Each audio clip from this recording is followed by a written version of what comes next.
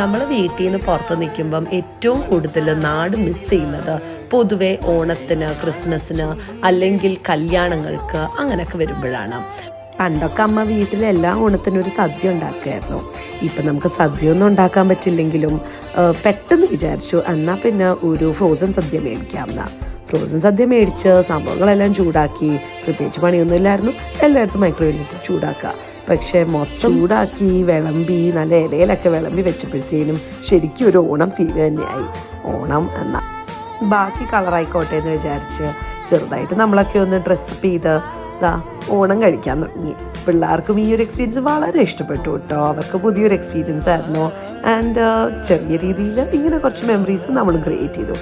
അപ്പോൾ ഇഷ്ടമായെന്ന് വിചാരിക്കുന്നു. എല്ലാവർക്കും ഹാപ്പി ഓണം. അപ്പോൾ സദ്യയൊക്കെ കഴിച്ച് നല്ല സുഖമായിട്ട് പോയി ഉറങ്ങട്ടെ. By, happy Onam.